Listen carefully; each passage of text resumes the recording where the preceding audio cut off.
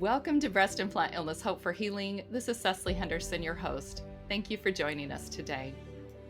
This podcast, I have a very special guest. Her journey is not the typical breast implant illness story, and her bravery and advocacy has touched many people's hearts, including mine.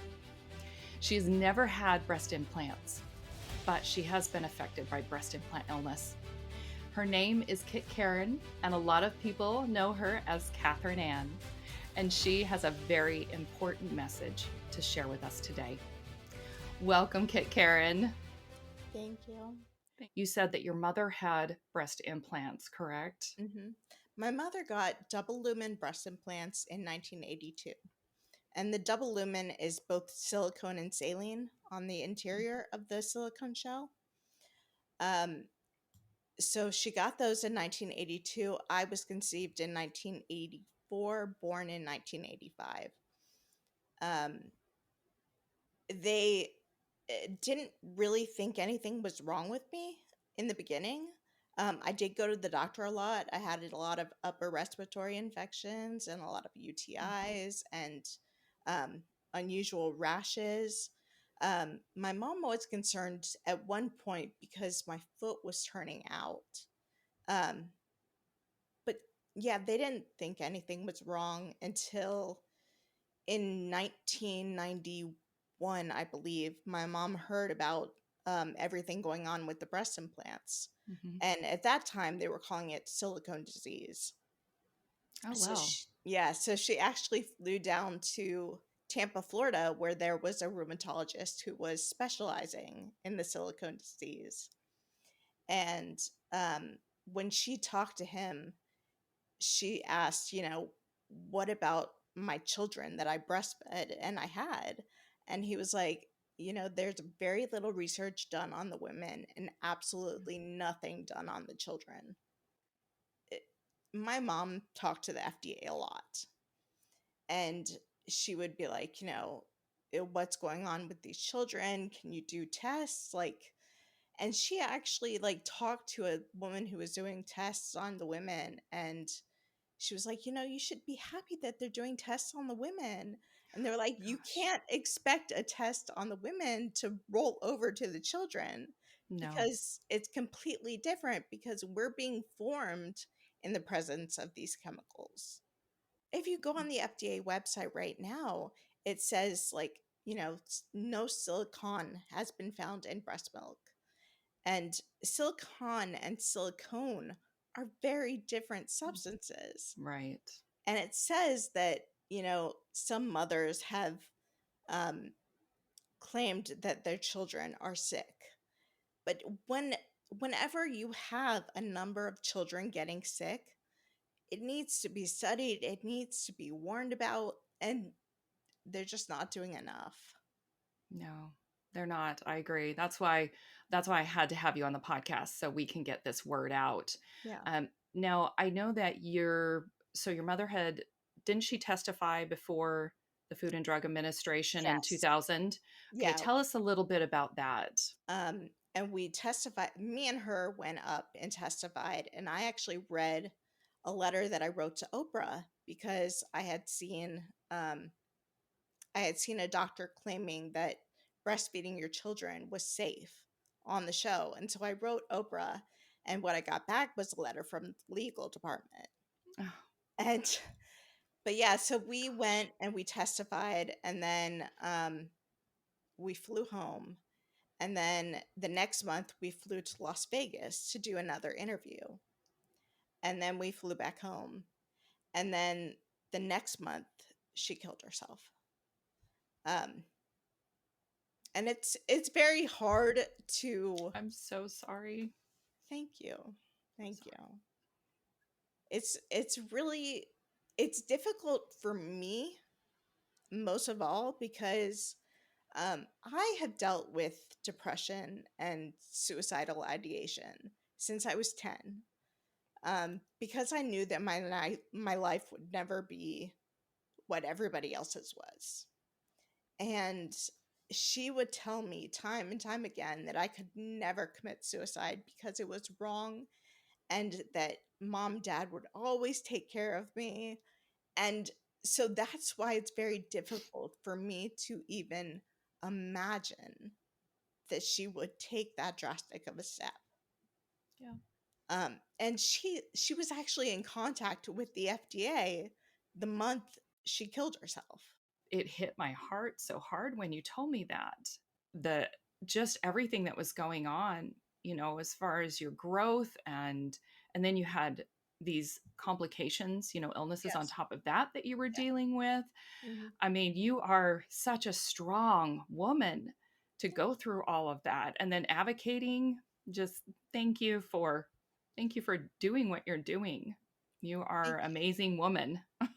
I am trying to help the kids that are going through this now, because I want them to know that they're not alone.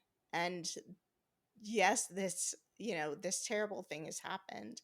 And my mom, when she killed herself, she didn't even know, like, she didn't have the evidence that we had after she died. Because after she died, her like organs and all of that was sent to a forensic toxicologist, and they found platinum in her brain, in her lungs, and her heart. And My gosh.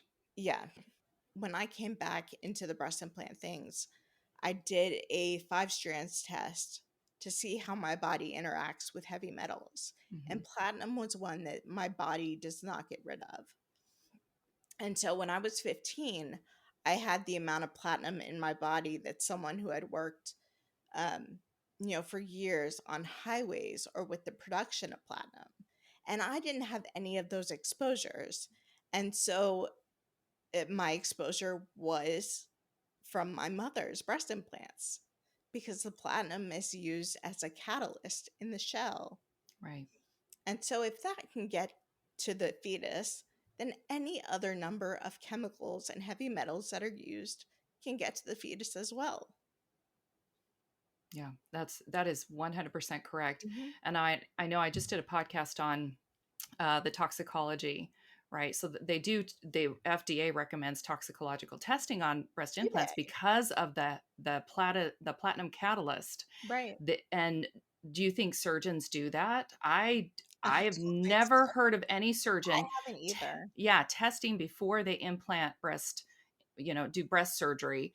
And but the FDA just kind of passes it off to the Right. surgeon as their responsibility Right. so that they don't have to take part in that, which is wrong. It's Yep. totally wrong. And it talks about these catalysts. It Yep. talks about reproductive. It talks about teratogenicity, which is the Yes. reproduction of women, and that they need to do testing on this.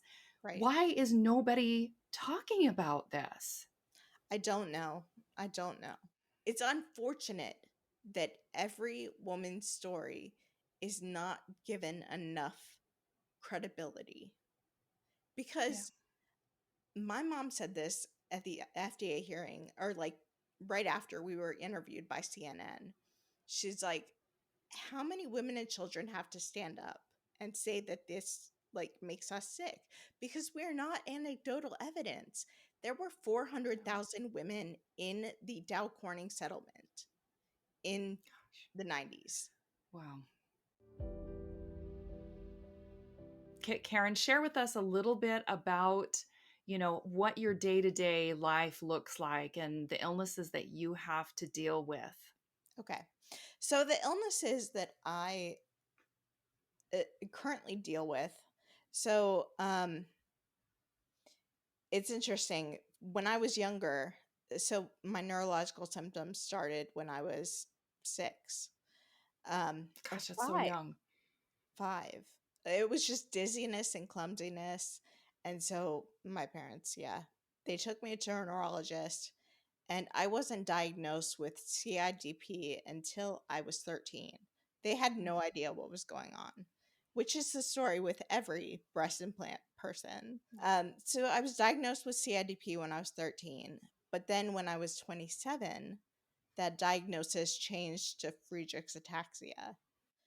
But we do not present like a lot of the other people with Friedreich's ataxia. And then when I was 7, I was diagnosed with GERD and also esophageal motility disorder. Mm. And that was only because there was a group doing a study on the kids with the breast implants, or Mm-hmm. that had mothers with the breast implants. And that's the only reason why they found it. Um, so Gosh, wow. these studies are very, very important, Yes. and they need to be done because a lot of times parents don't realize that the stomach aches that their kids are dealing with or the rashes have anything to do with the implants. Um, Yeah. It's so much bigger than we could ever imagine, exactly. because it doesn't just affect the woman, it affects the husband too, that has to take Right. care of the woman, or the Exactly. partner that has to take care of the woman. And then the children that are either without a mom Yeah. because they're sick, or they are affected because they were born, Right. within the time frame that the woman had breast Right. implants. There's so much that's being affected. It's so true. And it's just because we don't have the information Mm. out there, and the information we do have out there is being ignored. Exactly. Now, with all your advocacy, all the things that you are doing, how do you find hope every day through all of this? What is the light that is brought to your life? Honestly, the mothers are really the main reason, and also the children. Um, because I I want every mother out there that is going through these things with their children to know that they're not crazy. And uh, you know, they actually help me a lot because you know, there are just so many different things that these chemicals affect. And it's not like we're all the same because we're Right. all we're all different because of number one, like how we're raised, how like what our actual genetics are, because the chemicals mix with our genetics and our DNA and alters DNA. I try to live. I try not to limit, you know, because I'm gonna die early anyway.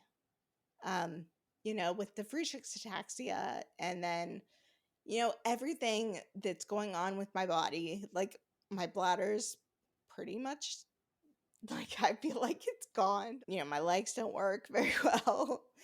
Um, and it's interesting because although like I have a lot of numbness in my feet, it's Hmm. also extremely sensitive. I have to wear shoes in the shower because I can't even put my feet on the ground because it just goes crazy. My goodness. Okay, Yeah. Karen, you are such an amazing woman and such a bright spirit. I will have to have you on the podcast again. We can talk Okay. more about that, because I know that many people would love to hear more.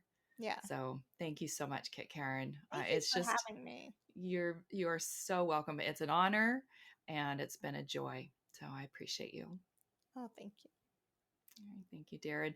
For all of those that you're listening today, I just want to say thank you for joining us. And always remember, there is hope for healing.